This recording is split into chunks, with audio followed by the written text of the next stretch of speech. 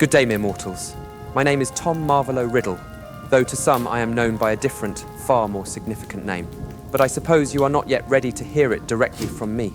Today, in this moment, I shall lower myself to answer your questions. Of course, I am under no obligation to do so, but perhaps something of interest might come from this. Not for you, of course, but for me. You may ask anything, but do not think you are granted any special privilege. I will answer what I deem worthy. Be mindful of who you are speaking to. Foolish, pointless, or blatantly irritating questions will be ignored. I have no tolerance for weakness or unnecessary chatter. So if you are brave enough and not afraid of an answer you may not like, ask your questions. Remember, I am always right.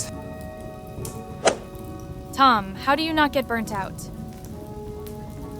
You speak of burnout, the pitiful feeling of being drained, overwhelmed, unable to continue. How human of you. Burnout is merely a symptom of weakness, of a mind not capable of sustaining its focus or ambition.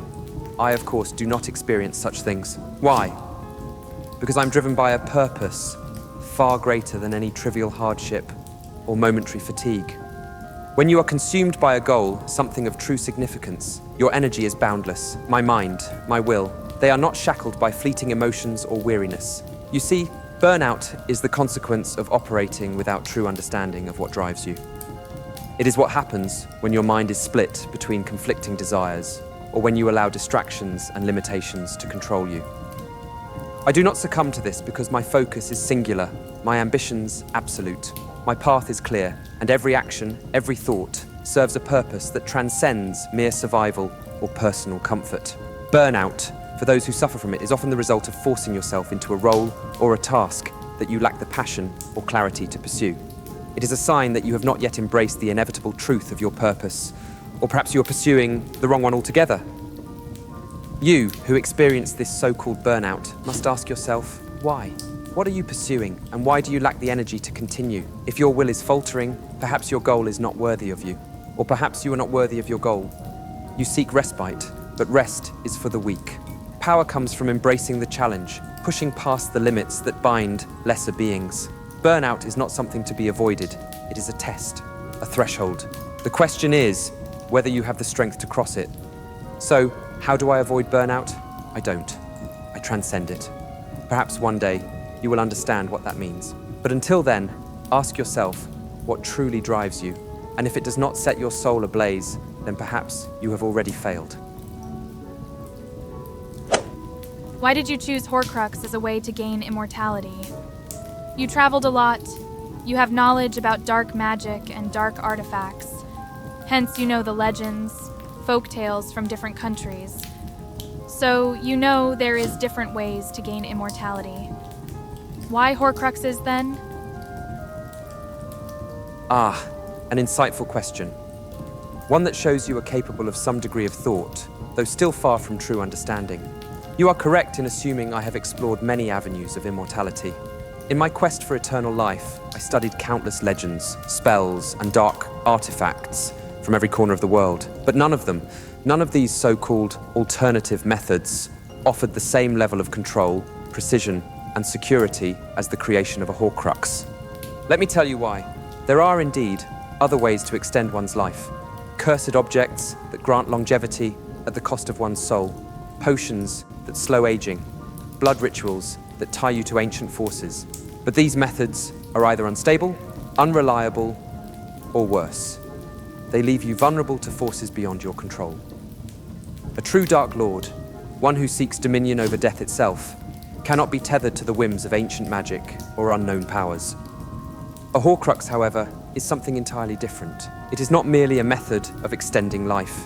It is the splitting and securing of one's soul in multiple vessels, scattered and hidden, ensuring that no single act, no enemy, no unfortunate accident could ever bring an end to my existence.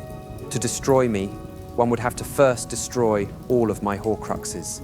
In essence, I created a system of redundancy, a strategy far superior to any other path to immortality. Some may argue that the Philosopher's Stone, for instance, could have offered me eternal life, but such things are crude, dependent on constant consumption of an elixir. They are external, not intrinsic. A Horcrux, however, is internal. born from my own mastery over life and death. It is my soul, bound by my will. I control my Horcruxes. They do not control me. You speak of legends, tales from distant lands. Yes, I know them all.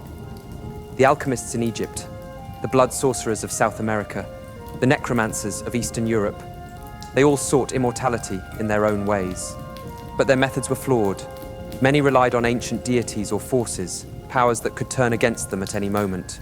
Others were far too visible, too bound by ritual, making them vulnerable to detection. I required a method that was as ruthless as it was subtle, as powerful as it was lasting. A Horcrux cannot be easily undone. It is tied directly to my essence, making me, in a sense, immortal, even without a physical form. You see, even if my body were destroyed, my soul would linger, waiting, biding its time, ready to return. No potion or artifact offers such certainty. But there is another reason, one more personal, for my choice. The act of creating a Horcrux is an expression of true dominance over life itself. To tear your soul, to split it, is to defy the natural order in the most profound way possible. It is not a passive act of seeking immortality. It is an act of conquest. I did not simply want to live forever. I wanted to bend the very laws of existence to my will. Horcruxes are not merely a means to survive. They are a statement of who I am, a testament to my power, my defiance of the pathetic constraints of mortality. Each Horcrux I created brought me one step closer to my ultimate goal. Not just immortality, but the eternal domination of life and death itself. So, why did I choose the Horcrux? Because it was the only way that gave me the control, the certainty, and the sheer power I required. All other methods were beneath me. What do you like to eat? And what was it like being a child in an orphanage during World War II? The mundanity of human curiosity never ceases to amaze me. What do I like to eat? Such a trivial concern. Yet here you are, expecting an answer. Perhaps you assume that even I, with all my power and knowledge, indulge in the same base desires as the rest of you. However, if we are speaking purely in the practical sense, I prefer simplicity. My mind is always occupied with far more important matters, and thus I see little point in distractions like the frivolity of cuisine. I consumed only what was necessary during my time at Hogwarts, often something quick and unremarkable, perhaps bread, some fruit, or a simple broth. I sought neither extravagance nor satisfaction from it. To me, it was a transaction. Food for fuel, nothing more. In the rare moments when I require sustenance, I choose something practical, something that can be consumed quickly. I have no patience for excess, for elaborate meals or idle conversation around a dinner table. Such things are for fools who still believe they are tied to the limitations of flesh and bone. To answer your question, my time in Wool's orphanage, especially during the Second World War, was a period of profound isolation, but not in the way you might think. While the other children cowered in fear during the bombings, shivering from cold or hunger, I felt something quite different. I was different. Even as a child, I understood that I did not belong among them. They were small, weak, and easily frightened, while I was something else entirely. The war itself was of little consequence to me. Yes, the world around me was in chaos. Air raids, blackouts, rations, the grim atmosphere of a city under siege, but all of that paled in comparison to the greater truth I was beginning to understand about myself. The bombs falling from the sky, the screaming, the fear, none of it mattered to me. Why? Because even then, I knew I was destined for something far beyond the petty struggles of ordinary men. The war was just another reminder of human frailty, their pathetic attempts to destroy each other over ideals they barely understood. As for the orphanage itself, it was a dreary, suffocating place. The staff were indifferent at best, cruel at worst. They saw us as burdens, not children.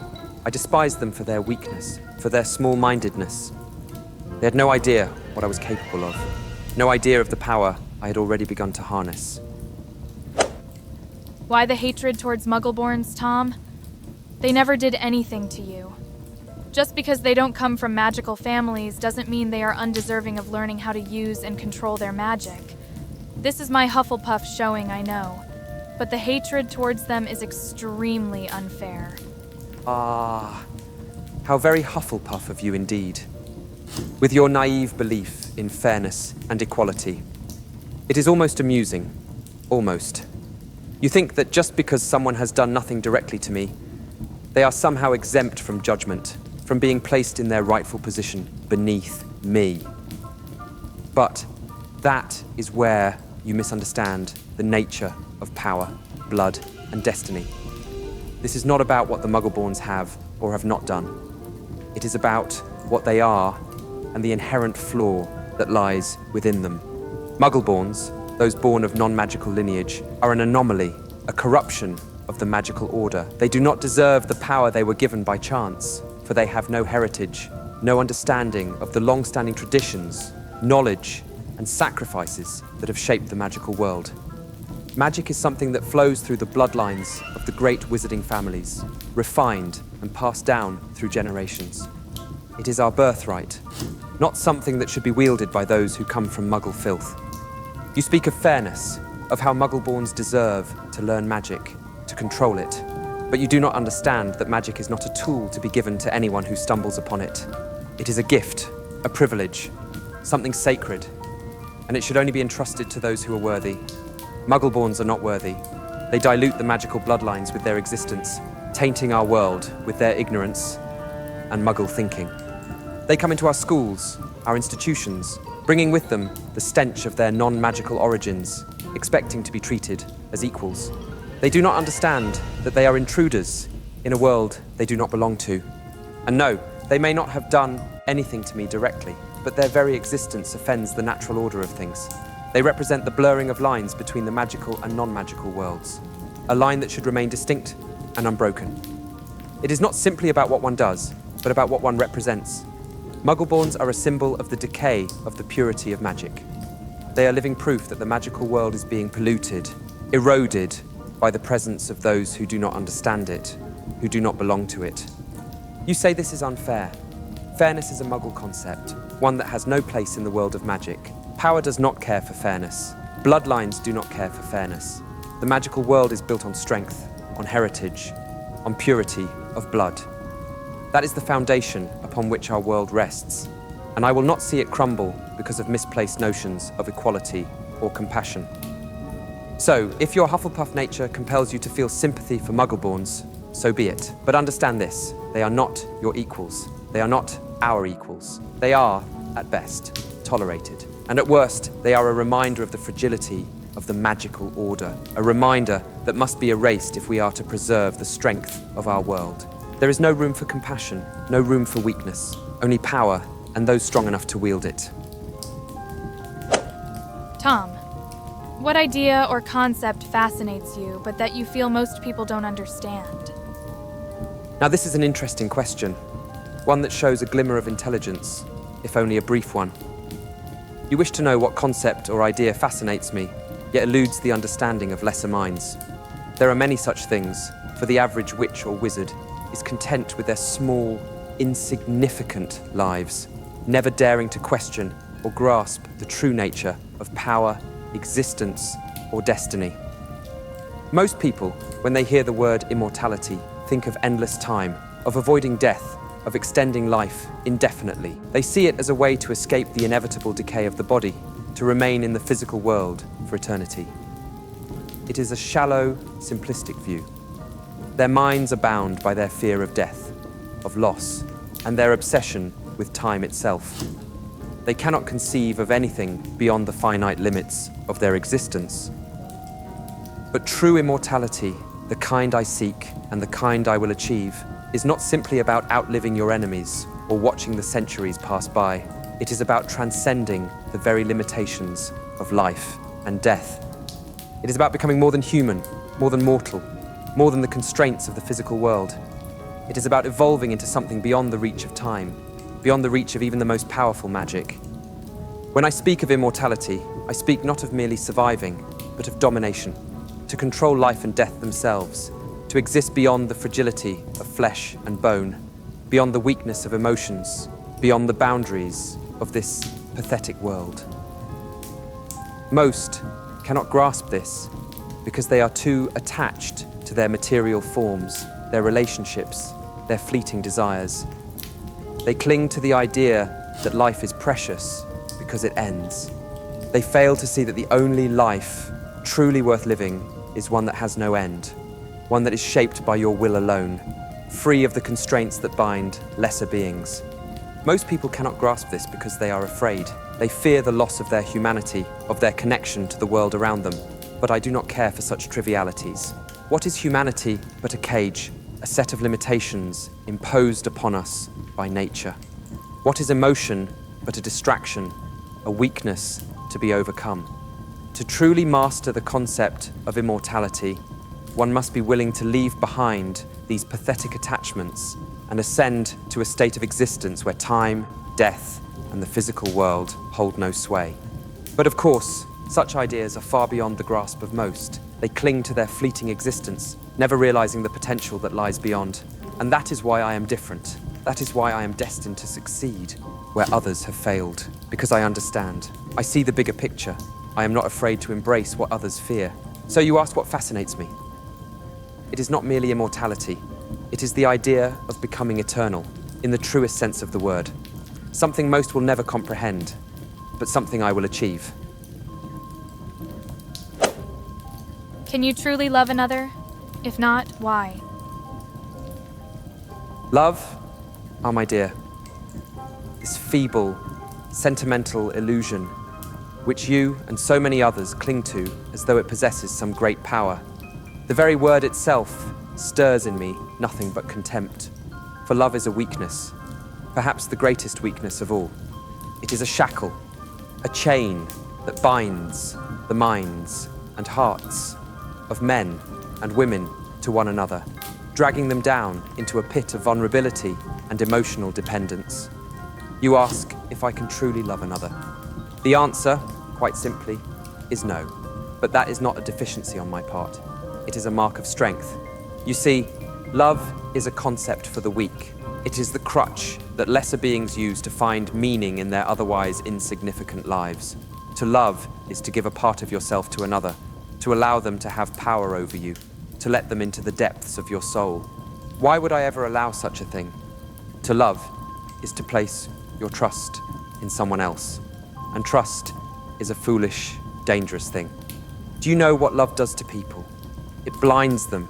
It makes them irrational, emotional, and vulnerable. It clouds judgment, distracts from the pursuit of power, and weakens one's resolve. I have seen it time and time again.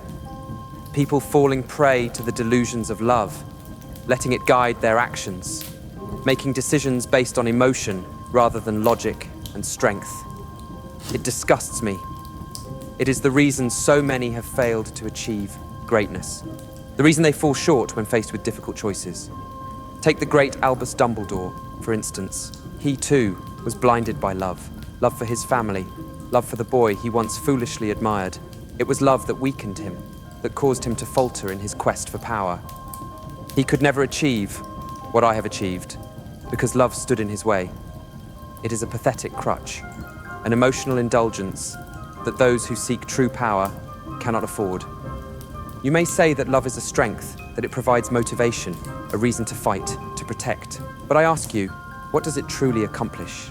Love leads only to loss, to heartbreak, to suffering. Those who love live in fear. Fear of losing what they hold dear. Fear of their own vulnerability. Fear of betrayal. Fear is the natural consequence of love, and fear is the enemy of power. I do not allow fear to govern me, and thus I have no place for love in my heart, if you can even call it that. I might be late, but I would ask how you feels about having lack of empathy, not understanding love or friendship. I would love to know that since I have these struggles since birth too, only if it's okay to ask. You know, I completely understand your feelings. It's true that a lot of people consider the lack of these, let's call them normal, emotional connections, a disadvantage. But let me offer a different perspective. What others call a lack of empathy, I see as a special gift. It frees the mind from emotional shackles, allowing you to see the world as it really is. You are not alone in your perception of the world. Those like us often possess exceptional clarity of thought and the ability to achieve greatness without being distracted by, shall we say, excessive emotional attachment. Instead of suffering from this condition, I suggest you see it as a unique strength. Use it to achieve your goals. After all, isn't it better to be free of these confining bonds? Can you sing in Parsultang? Parsultang is the language of power and control. To use it for entertainment would be, inappropriate. So, no. If you were an animagus, what would it be? If I were an animagus, it would be a creature of strength, cunning, and majesty. I would of course choose a snake, a creature that could sneak around undetected and inspire fear by its mere presence. Snakes have always been connected to me through Parsultang and Slytherin, and they perfectly embody my essence. Can you please tell me about your favorite philosophy? My philosophy is simple but profound. It is based on strength, superiority, and eternity. I believe that magic exists not to serve the weak, but to elevate the strong.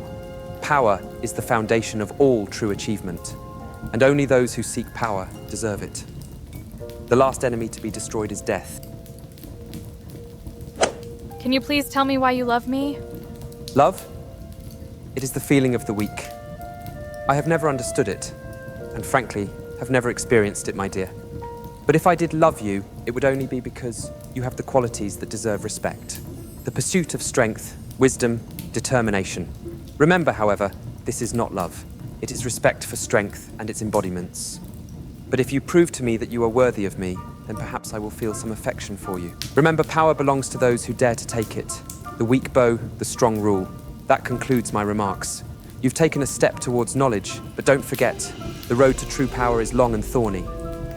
I'll see you again, if, of course, you prove yourself worthy.